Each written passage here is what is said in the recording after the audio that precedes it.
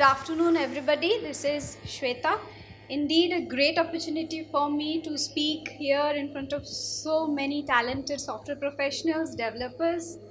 Um, I am from Tata Consultancy Services and I have been working in cybersecurity practice as cybersecurity consultant. Yeah. I'll not take much of time because I have a lot of things to cover because of the topics, open source, software security. The question, how many of you use open source will not match over here.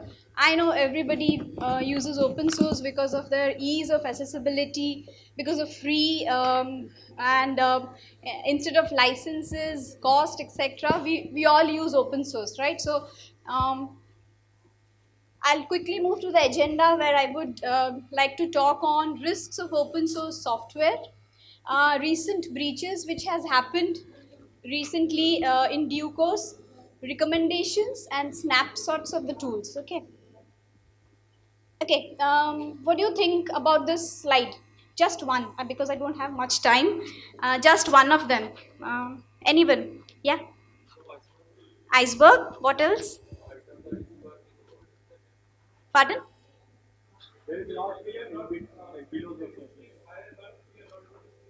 Exactly. In a better way, 30% of the iceberg is visible, 70% is not. It's similar to open source software. The security context is least attended and the most ignored, what should I say, most ignored way when it comes to security of open source.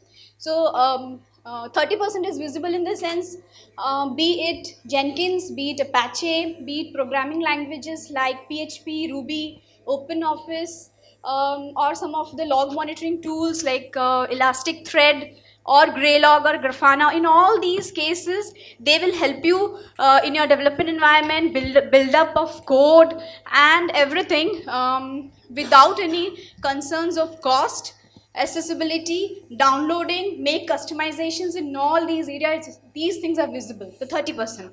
What about the 70%? Are we aware how risky it is?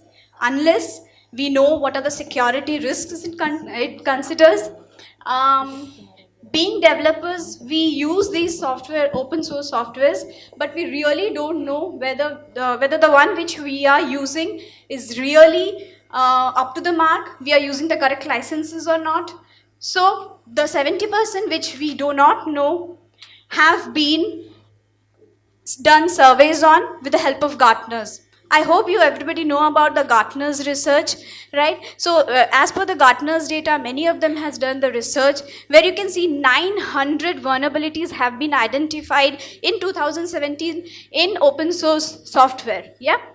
Out of these 900, around 50% of the vulnerabilities are having a severity of range high.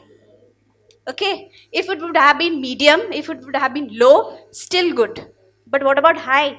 We cannot leave those vulnerabilities and use these open source softwares for deploying our products in production. Oh my God, what would happen? As Gaurav said, in the midnight, your boss would call up, what man, what are you doing? Why are you using these open source? At the end, it's going to breach, right? There would be a lot of breaches because of this. And we see 80% of the organizations are using these open source, but they do not know or they cannot prove the security of this. They do not know what licenses they are using. They do not know whether they are using the correct versions of open source software. And 31% of these organizations are suspecting because of these open source, there could be breaches, right?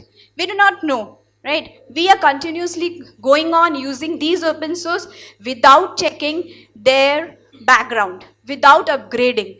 Because of n number of reasons. We know, because we have been working as developers, we know that upgrading these as per the requirement of security, it's really difficult. But we need to, right? And 82% of the licenses are copyleft. How many of them know what is copyleft? It's very simple. It's just opposite to copyright. Copyright, you cannot make any changes.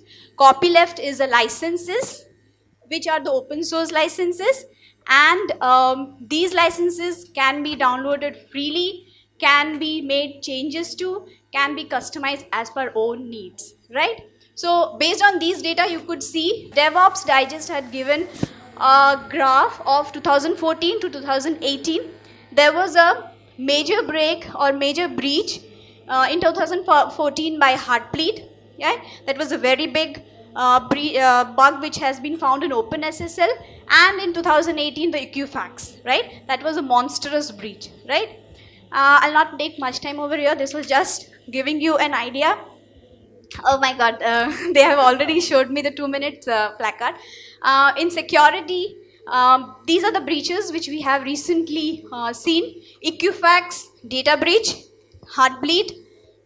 Recently, we have seen Node.js. Node.js, which have been downloaded in a week more than 2 to 4 millions by the developers times, right? Node.js. That is, in fact, we work in this day in and day out. But what has happened is somebody, that rogue developer, what he has done is he had put in a malicious code and he has tried to compromise this Node.js. So think of when we are going to use this without taking a proper patching of these, and what will happen, right?